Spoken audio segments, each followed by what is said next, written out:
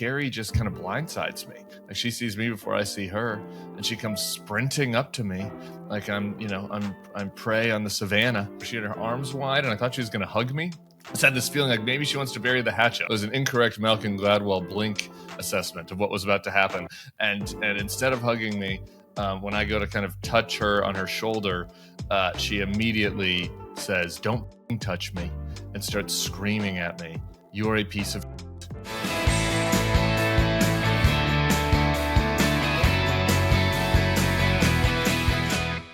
Hello and welcome to the Bulwark Podcast. I'm your host, Tim Miller. We are back. Hope everyone had a wonderful holiday or is still having a wonderful holiday. Much has happened since we talked last. We'll be getting to Timmy's Oscar-worthy Bob Dylan performance, of course, at the end.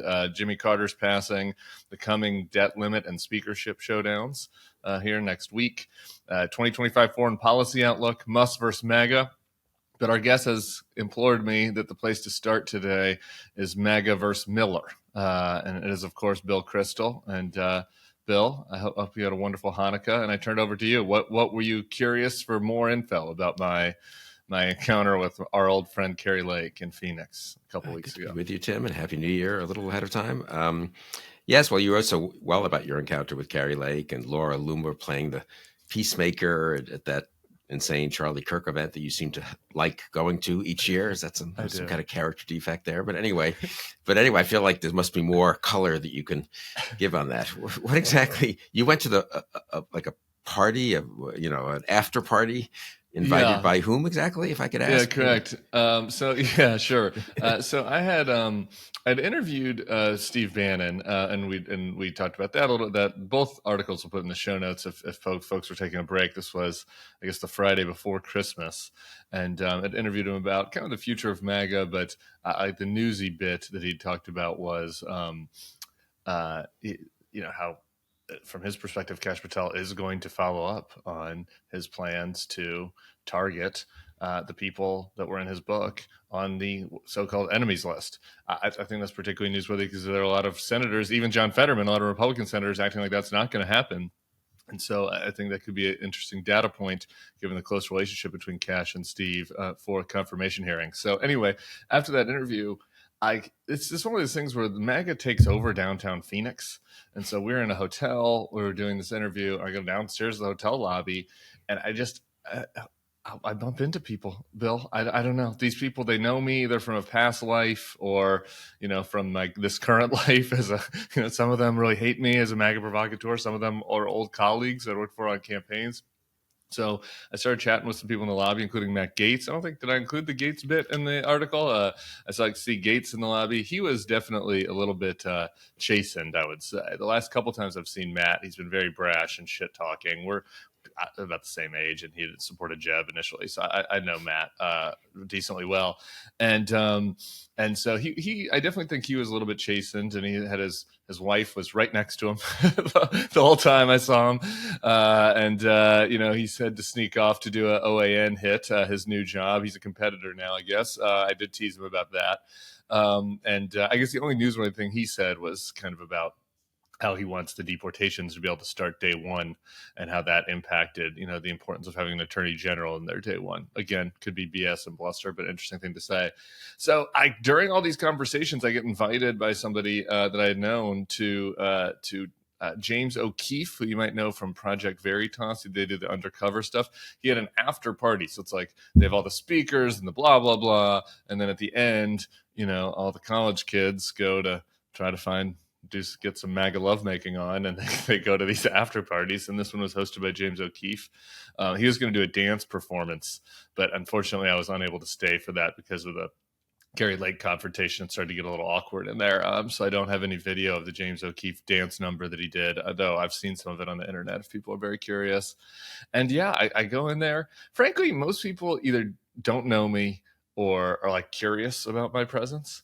And I was having a pleasant conversation with somebody, as pleasant as it can be in that audience. I think it's interesting to actually hear them off of social media, right? And like try to understand what they really think about things.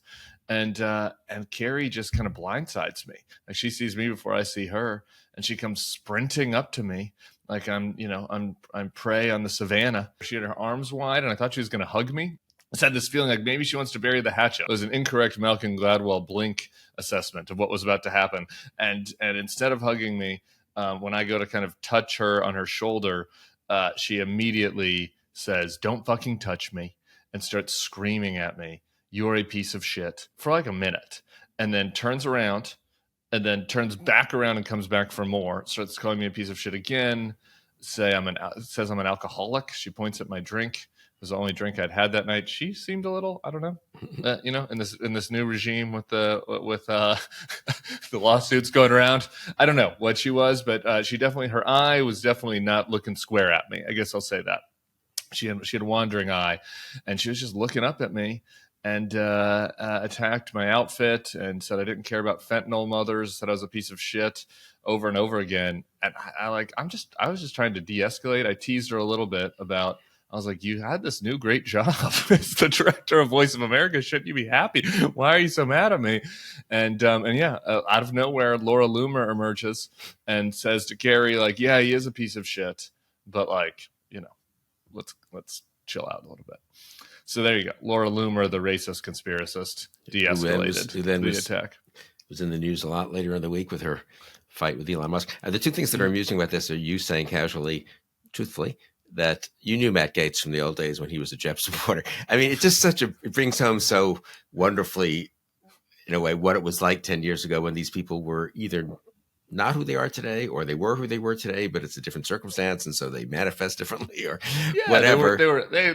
Look, this is how societies work. I mean, there were elements inside of all of us, or elements inside of Matt Gaetz that he kept inside because he thought it would help him to advance his career, to act more like Jeb Bush or his dad, Don Gates, or whatever. And he's been unleashed for his worst impulses have now been unleashed. But it is important for people to, I think, actually, who aren't quite as close to it, honestly, as we are. I mean, to understand that. I've been very struck by this too. The degree to which people once sort of knew they weren't entirely where one might want them to be as human beings, but they weren't obviously psychopaths, or Right. sociopaths or racists or anything like that, at least not obviously. And they were in our circles, as it were, in different ways. And the degree to which that happens in a society, and that 10 years, many people have written about this, obviously, in terms of Europe in the 20s and 30s and all that. And 10 years later, they're just sailed off into a totally different place. And anyway, it is just kind of interesting. These people didn't come out of nowhere. I mean, a lot of them were, yes, in that world. Anyway, that part, I like that part. I like Laura Loomer being a peacemaker. I guess I'll say this. You are correct, just really quick before you get to Bannon. You are correct that is true, that there are people who shape-shifted or whose, darker impulses were, unleashed by the Trump era. I will say this, though. That crowd, though, it's like very MAGA. You know what I mean? Like there are select people. There's select people that have embraced it in various ways, like including, frankly, Charlie Kirk, who runs the event, who is like basically a Sean Hannity college Republican, that was just a hack. So there's some people like that, including Charlie. And look, I said this in the article. There's something to be said. Charlie gets some credit. Like it's hard to imagine a Democratic group that 4 days before Christmas has 20,000 people flying somewhere to go gather for something like this. Like it's a real grassroots enthusiasm. But the types of people that are drawn to it, it is strange. Like I guess the other color that I didn't include in there is, like, one example is this guy. He was the deep state marauder, Ivan something. He's wearing a shirt called Retribution. He has this black book, I guess, of people that should be targeted. I'd never heard of him, and I'm pretty deep in this world. Mainstream media outlet wrote a takeout on him about kind of how this is scary. Like that there's this guy out there that has this list of people for the constitutional sheriffs in the incoming administration to target. And it is scary in a certain way. But then you meet him, and it's like, this is an insane person. This is a person that Steve Bannon would want to hang out with. I was just standing there in a group, and he comes up and starts ranting about really wild-eyed, crazy stuff. And then he leaves, and I was like, who was that? To people, and I was like, oh, you don't know Ivan, the deep state marauder? I'm like, no, I don't. How old is he? I mean, I don't know. He was probably 40. It was hard to tell. He didn't really look that great. Anyway, just like how we've said many times in the inverse, you can feel very comfortable at a freshman Democratic orientation these days, even if we disagree on the specifics of regulation policy. It's usually high achieving, high sociability, normal people. It was a motley crew, to say the least. I mean, I sort of assumed that the young people who've never seen another world, if you're 25, you got into this world maybe when you were 17, you've never been in a pre-Trump Republican world, obviously, or even in a pre-Trump world, politically, that you're all in, you're a true believer. I guess I've assumed the older people, and I want to come, Bannon in particular is a good example of this, I think. I'll come back to him in a sec. Have to have some sense of distance or irony or something. They remember a past before this. But maybe I'm wrong about that, or they don't necessarily have distance or irony, because after all, Kari Lake, of all the people, you mentioned Matt Gaetz being a Jeb supporter in 2015. You probably went there. I don't know if you did, but I mean, if you went to Arizona to do an interview with a local anchor, the interviewer was probably Kari Lake, and she was a totally normal, ambitious, pretty anchor person, right, on a local news anchor, TV station. So I think I'm wrong to think that only the young are fanatics. Bannon, I think, correct me if I'm wrong about this, but I've always thought, I knew Bannon a little bit when he came to Washington in 2013-ish and started various enterprises and told me he's going to compete with defeat the Weekly Standard and all this. He always felt a little different to me. And I think I think he has a different attitude towards you too, and towards us in a way. I mean, more of I'm sure he wants to crush us and won't, blink for a minute when we're sent off to the camps. But on the other hand, I don't know. I feel like it's a little different. He has a little more sense of what he's up to and what he's doing and what we're up to and so forth. Am I wrong about that? And does that permeate a little bit beyond him personally, if I'm right, or is that just him? Bannon is savvy. A lot of these people are stupid. Is like really what it comes down to. A lot of them are stupid.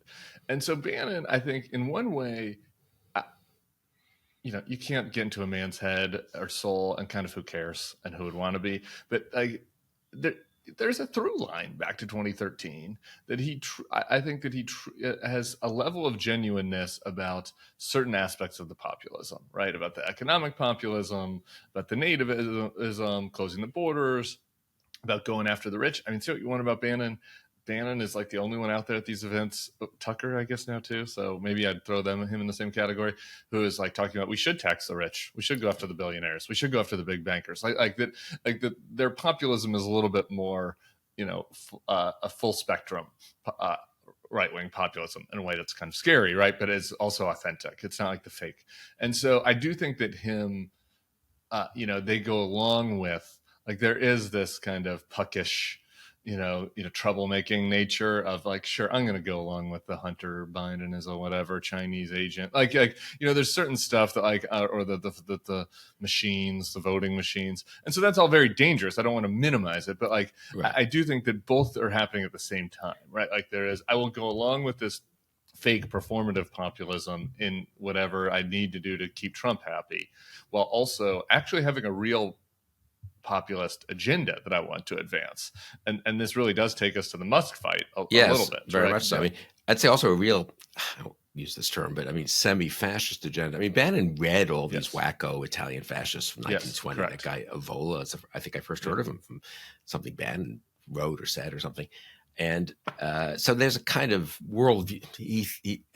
It's a very dangerous view, in my opinion, and it's deeply anti-liberal in the broad sense of liberalism, and therefore it can lead to people being sent to camps. It's not like he's a nicer guy or has better outcomes than the more simple-minded, rabid 23-year-old MAGA types. But it is somewhat different. Anyway, Bannon weighed in on it, so let's get to. Well, I'm curious. So at your thing, this is pre-Elon Musk versus everyone. Pre-MAGA versus DOGE, is the way I think of it, I guess.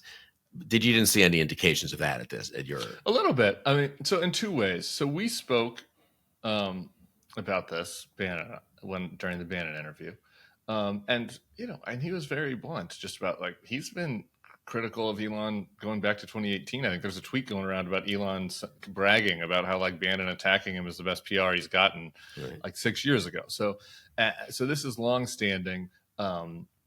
This was simmering. It was under the surface during the campaign.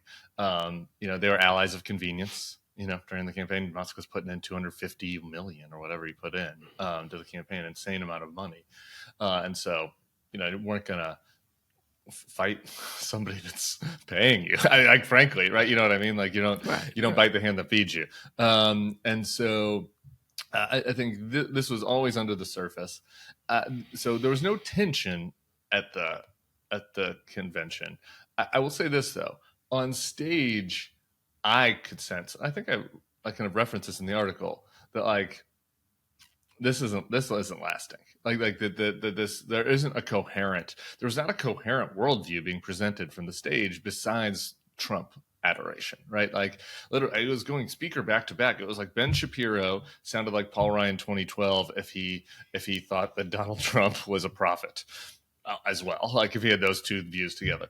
Then it was Bannon who was doing his nativist quasi-fascist stuff, and then it was Ben Carson, like who sounded like a Christian conservative, and then it was Tucker, who was like even more insane than Bannon, sounded like a Marxist revolutionary, right? Like it was Don Jr. went up on stage after Bannon, and Bannon was attacking Mike Johnson for not passing the spending bill, but Don Jr. didn't understand Bannon's critique, and so he was attacking the 15 people who opposed Mike Johnson. There was no coherent message. And then there was some of the tech guys, Patrick Bet-David. He's not really a tech guy, but it's a business guy. There were some of these other new MAGA people who spoke.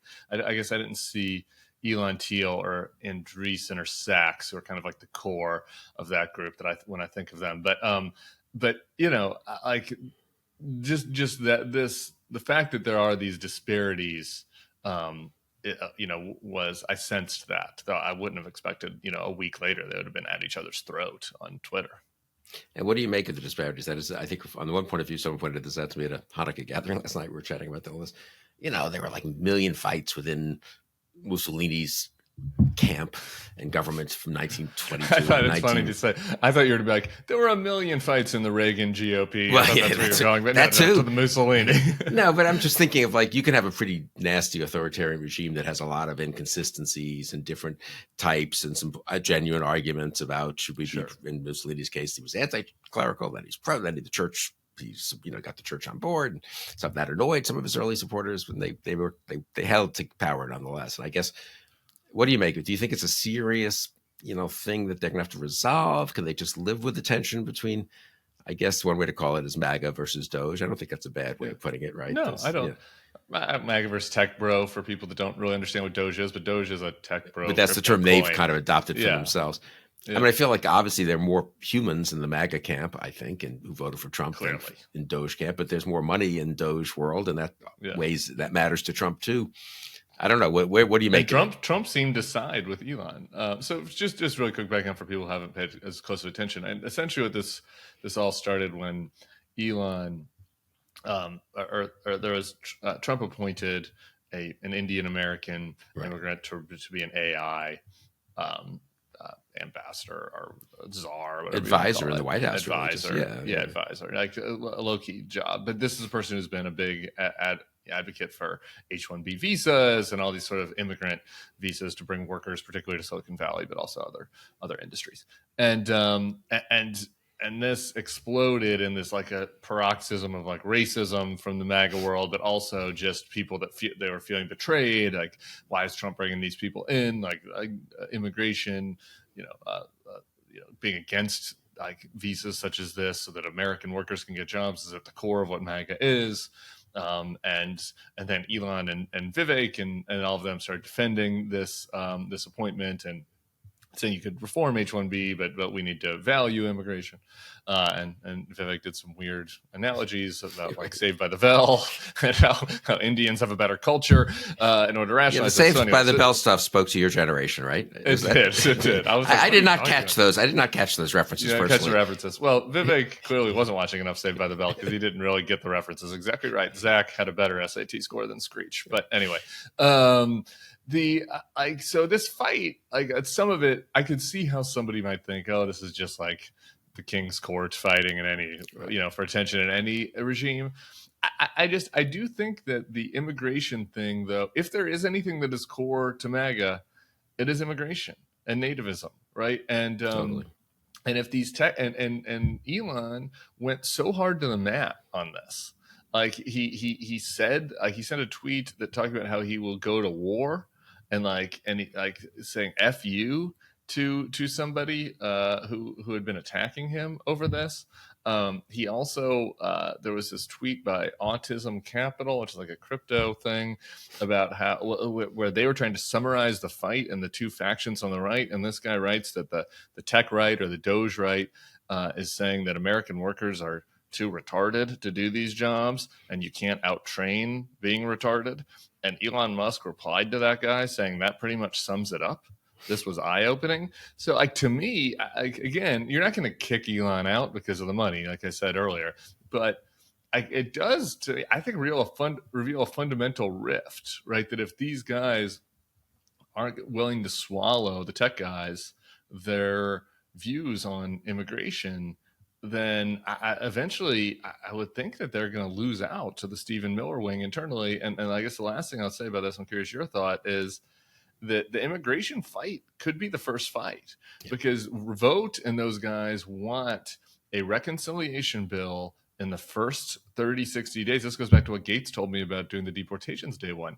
They want a reconciliation bill on immigration to fund the border, to fund the jackbooted thugs, to fund whatever else they've come up with ASAP, so they can get moving on their deportation plans.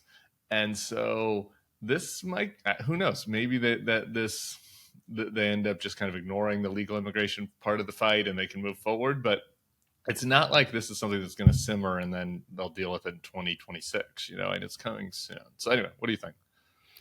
Yeah, I don't know. I mean, I agree. It's unpredictable which of these fights, just as this one was totally unpredictable and was maybe needn't have happened. It wasn't like this was going to happen. People eventually, well, yeah, eventually, but it could have happened 6 months from now. They could have all been on.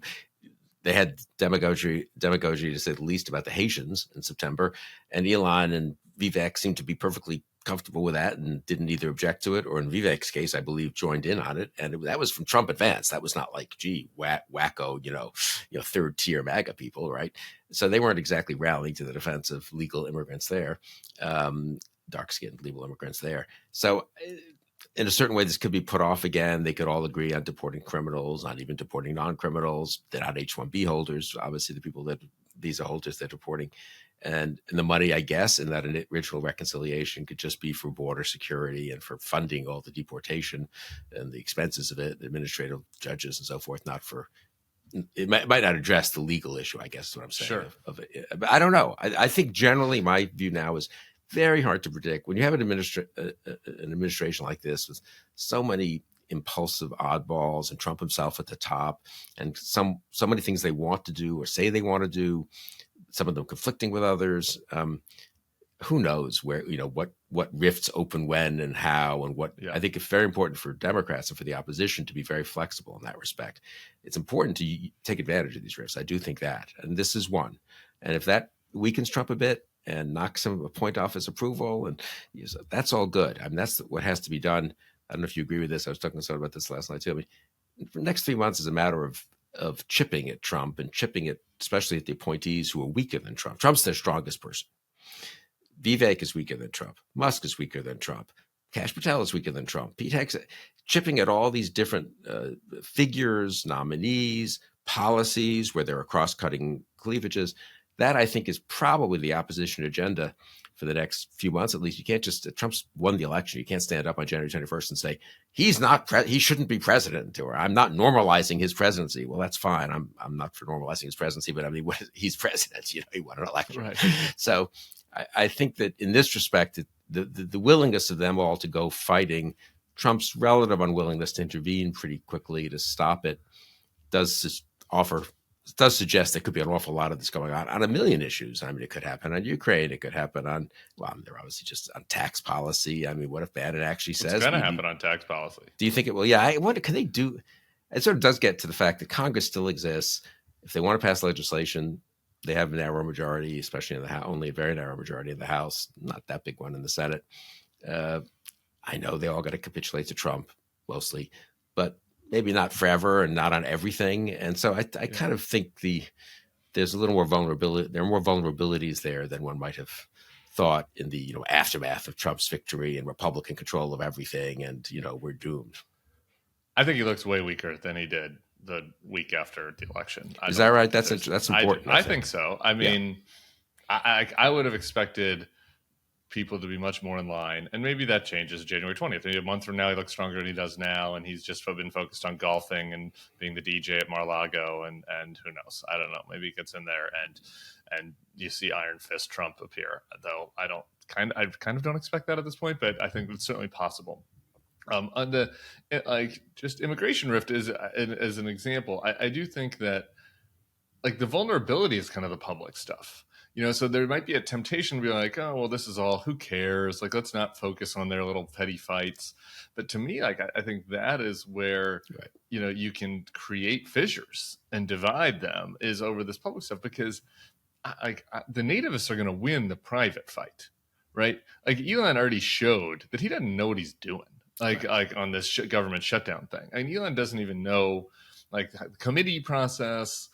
Was even sure that there are two different chambers of Congress a month ago. I'm not 100% sure he was. And so, I think that Elon is not going to win the internal fight. Now, Trump, I think, sided with them on this H-1B thing in an interview with the New York Post. So at the kind of top level, Elon is winning and access to Trump is winning. But who's going to be writing the immigration bill? Stephen Miller. Yeah. Who's going to be writing the rules that DHS puts in place as far as dealing with asylees or dealing with dreamers or whatever it is? Stephen Miller, right? It's not going to be Elon and his buddies. And so I think that like tension is going to bubble up on the public facing stuff at some point. So that's like kind of my assessment. And then it's just really quick on the tax thing.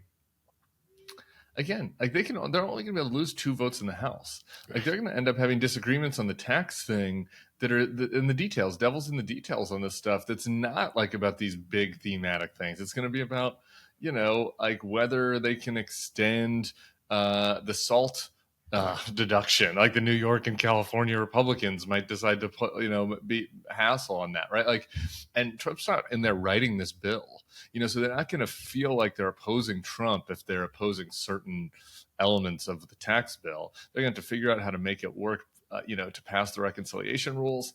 It's just like very challenging. Again, there's been stuff that Vogt and Miller can do separate from all of this fighting that's going to be very alarming and dangerous. I'm not saying this is a clown show that they'll end up doing nothing, but like the big legislative fights, I think are going to be a lot messier than I had maybe anticipated a couple of weeks ago.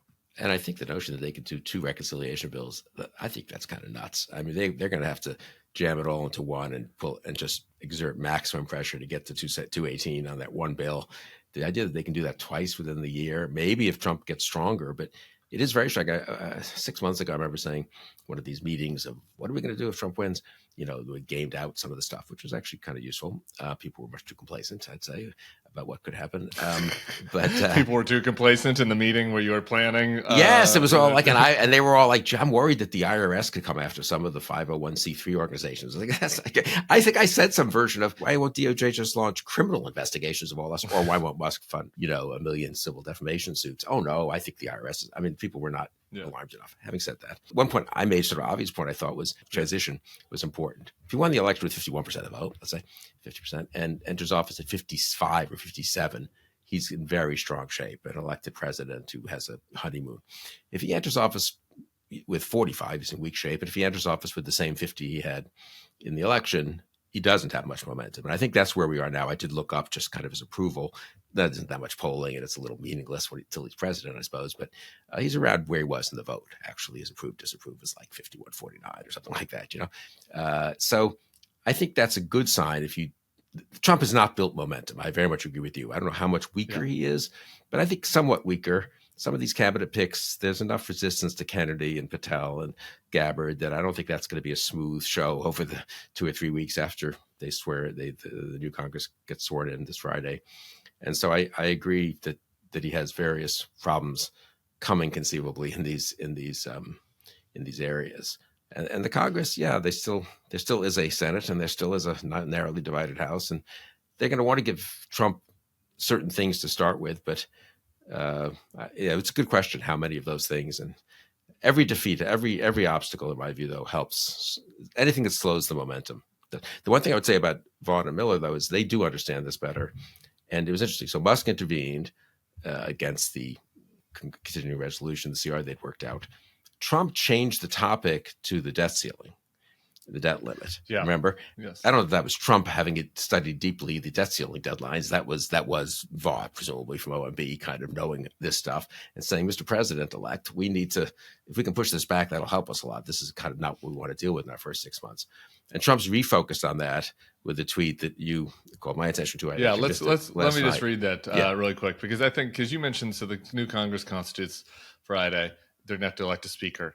And so there are 2 fights coming even before he gets in addition to the confirmations, which will start before the inauguration as well. And boy, will we have wall-to-wall coverage for you of the Pete Hegseth confirmation. I've got big plans for that.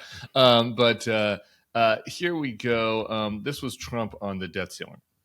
The extension of the debt ceiling by a previous Speaker of the House, he's talking about Kevin McCarthy, a good man and a friend of mine, from this past September of the Biden administration to June of the Trump administration will go down as one of the dumbest political decisions made in years. Kevin just can't catch a break. Sarah's crushing him on panels. Matt Gaetz is owning him.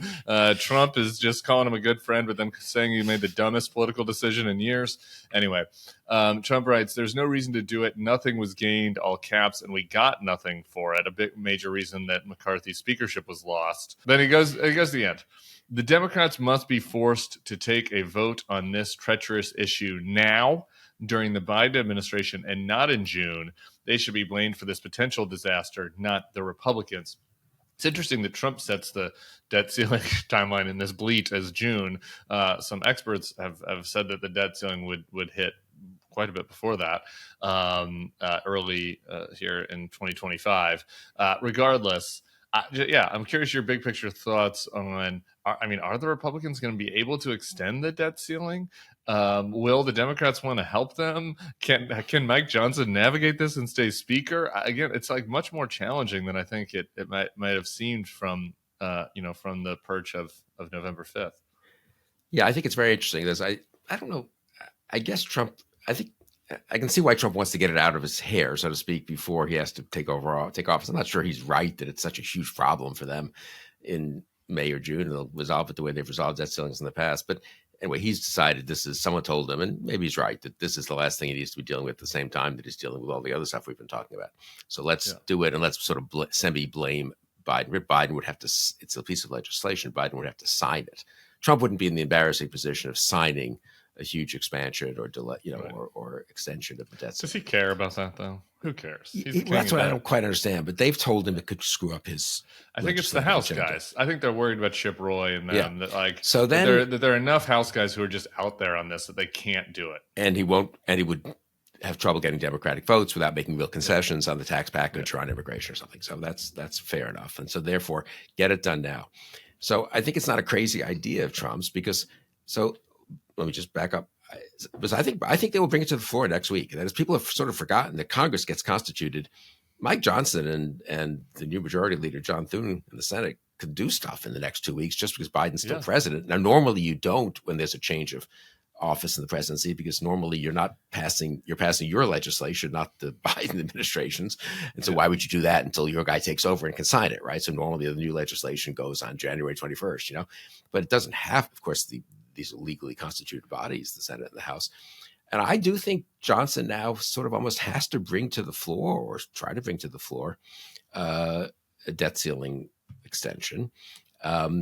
He can't get enough Republican votes to pass it because of the Chip Roys of the world.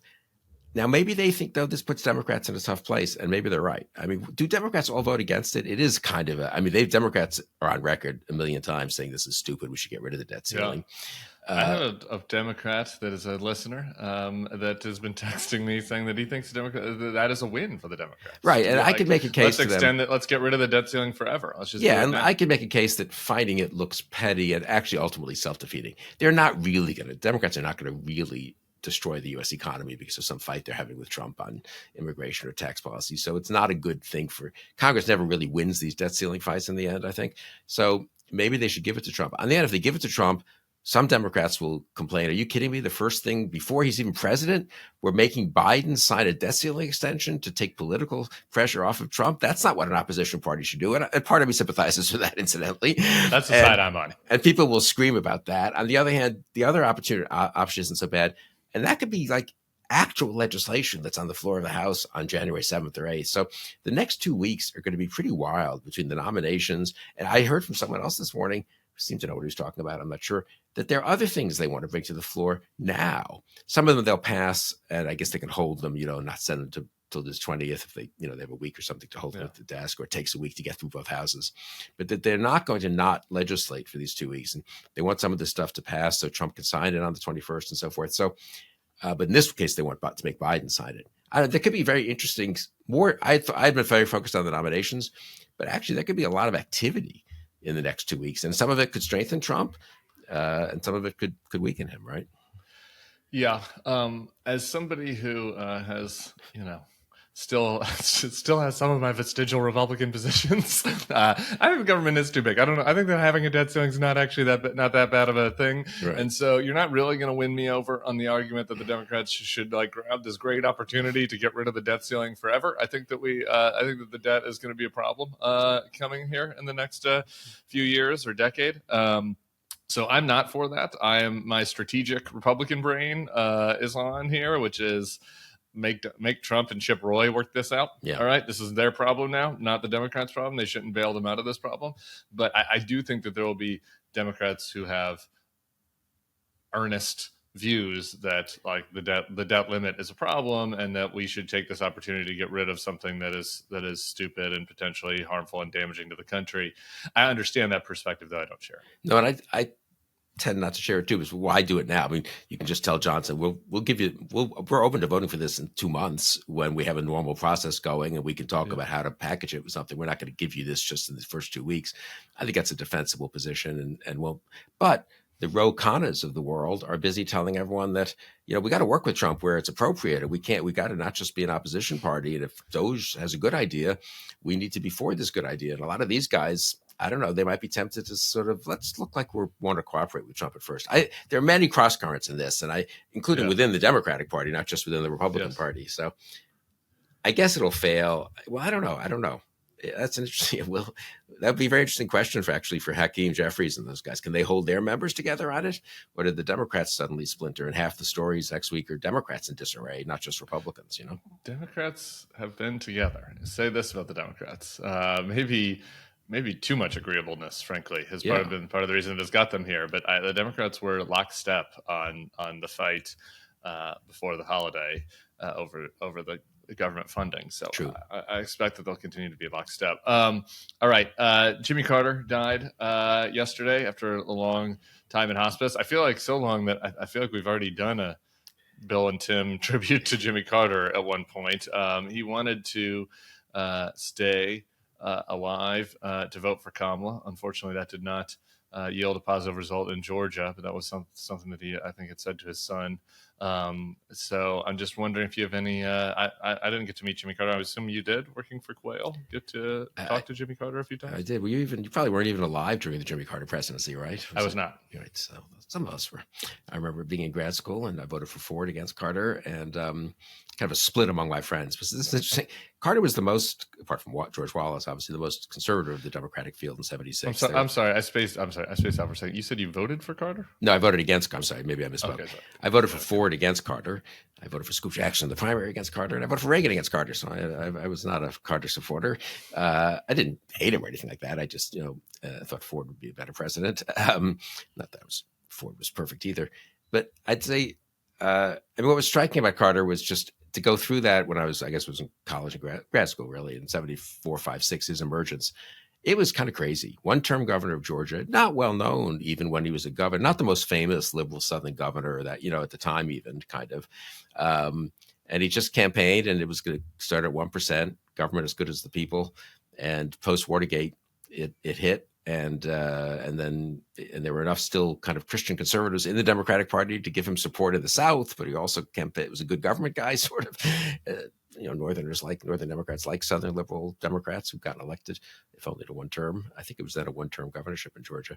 So he won the nomination somewhat amazingly.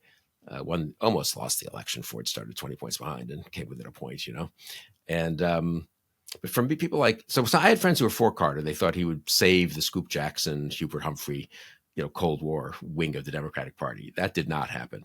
And I would say the significance, I mean, he's an impressive man, and I don't want to, the personal stuff, I didn't know him well at all when I later dealt with him. But for me, I mean, historically, for my generation, that was the moment that neoconservatives moved to the Republican Party. Some of it happened in the early 70s, 1970s with Nixon, and, in the 73, 4, 5. But really, it was the failure of the Carter administration, the perceived failure, let me be fair, in both economic policy and in foreign policy, that led to the sort of everyone being fine with Reagan by 1980. Whereas in 1976, even in quite conservative, neoconservative circles, Reagan was like maybe a bridge too far. The Panama Canal really is at the core of our foreign policy agenda and stuff. So apparently it's back. Well, it's back. Yeah. Trump remembers that. Trump remembers those days.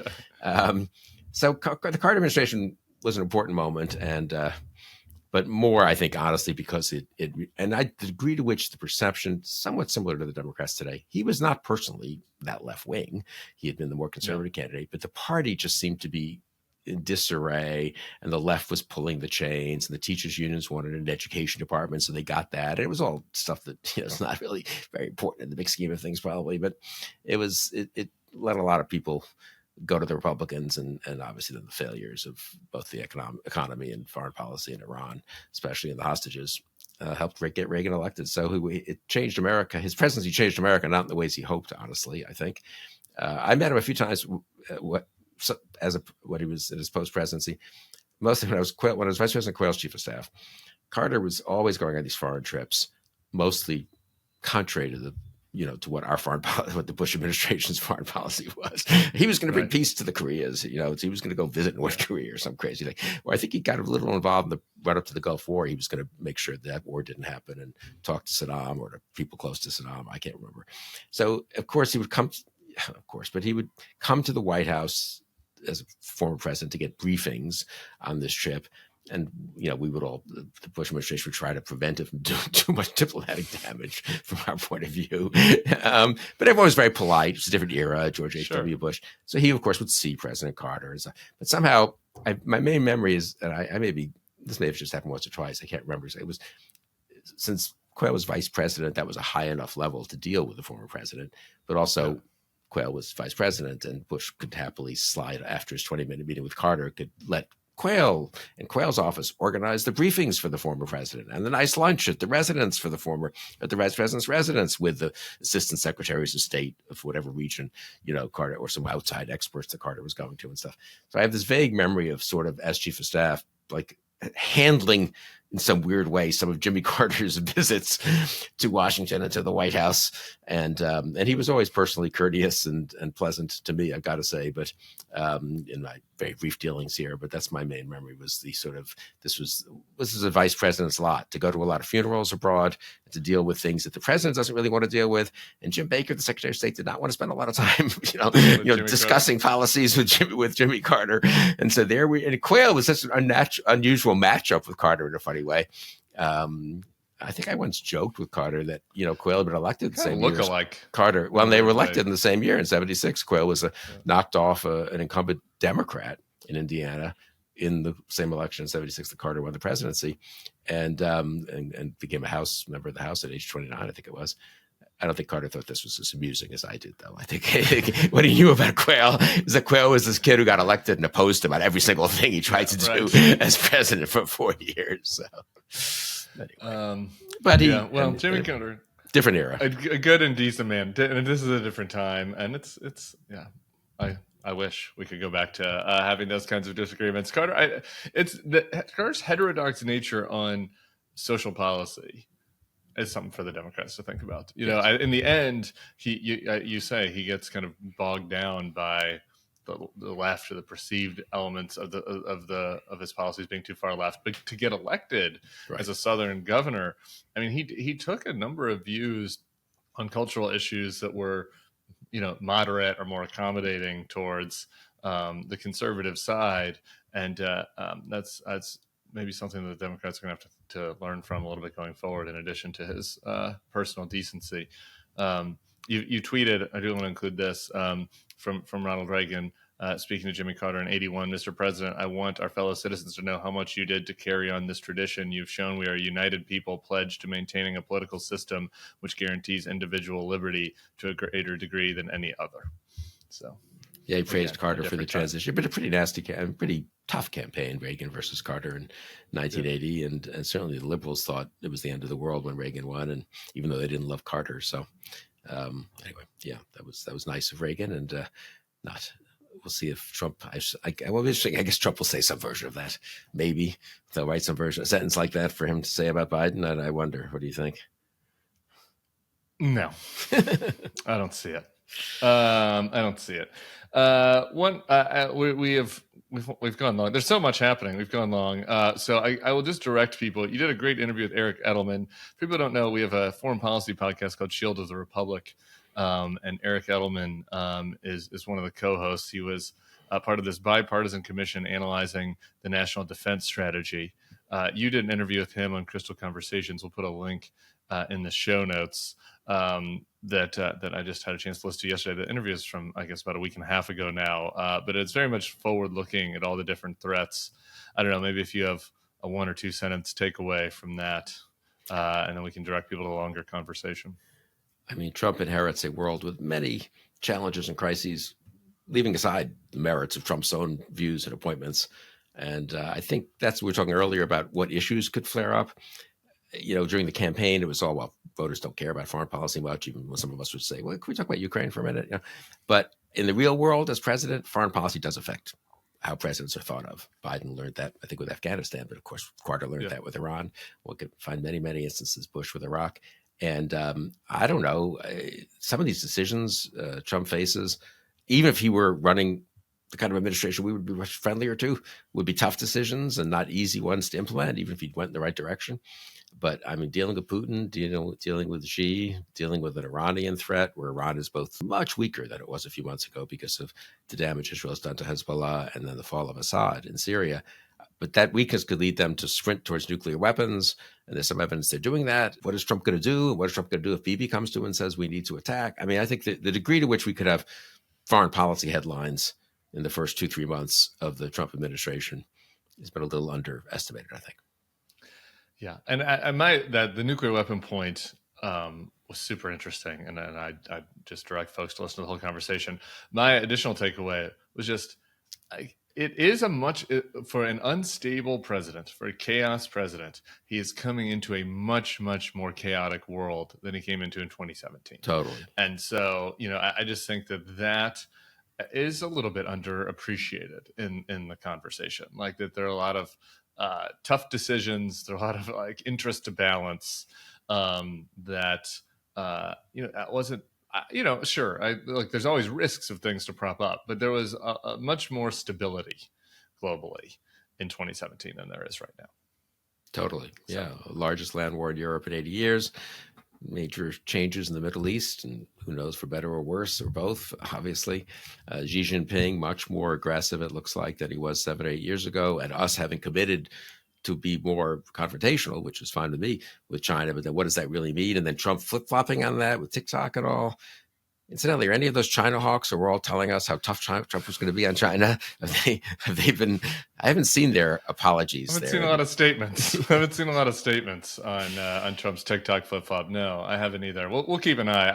I've got a little alert for Tom Cotton's press office. We'll see if anything comes out of there. All right, Bill. I do need to recommend to folks. I assume you did not go see A Complete Unknown. Timmy Chalamet as no, actually, we had dinner with our daughter Anne and her husband Matt Continetti, and they had just seen it actually. So I've gotten a report. What was their review? Very positive. Very positive. Very positive. Okay, great. I was worried that I was blinded. I love Timmy, longtime Timmy fan, and so I was always going to love it. Our in-house culture editor, Sonny Bunch, not big on Timmy, and so I was worried that I was going to be biased. Have my own perspective, but. My straight guy buddies that like Bob Dylan were all positive on it, are all blown away. I maybe generationally, maybe not. If you really knew Bob Dylan, I don't know. I guess I would say maybe your perspective might be different, but I thought he was just phenomenal, and Edward Norton as Pete Seeger was really great. I would highly recommend it. I had feelings at times during it, and my main takeaway is I wish it was 2 hours longer. It's like it stops in like 65. Like you don't even get to Blood on the Tracks and some of the other later Dylan stuff. So maybe we can get a sequel out of it. I don't know. So there you go. That's my holiday recommendation. Okay, maybe we'll go see it. We thought after talking to Anna Matt that we might go see it. I mean, Dylan was. It's funny. Dylan was huge, obviously, when I was young, but he was already. Not in the past exactly, but other people were singing the songs that I listened to in high school. So I would have, 68, 69, 70, were being sung by, there were many Dylan songs, but they were at that point already being sung by other people, right? Because his voice was not considered that good. I still think Jimi Hendrix, most famously. Yeah. But, I mean, I still think listening to Dylan singing Dylan is kind of interesting and captivating in a certain way. But his voice is so close. He gets close. It's not the same, but it's different enough that it's in the ballpark. Yeah. It's really good. Anyway. I look forward to seeing it. Yeah, Bill, Kristol, everybody else. We'll be back tomorrow. Our plans for this week: we got a pod tomorrow. We got all the we're bringing in all the faves this week. So you got a pod tomorrow. We'll have a pod Thursday. We're going to take off New Year's Day, one more day for you guys to enjoy your family or football or hangover or whatever it is that you want to do on New Year's Day. But back, other than that, we're going to be back with probably more than a full schedule, probably a double schedule, as Bill points out. There's going to be a shit ton happening in January. So we'll be here for you. Bill will be back next Monday. Enjoy the last somewhat peaceful week, and we'll be seeing you back here tomorrow.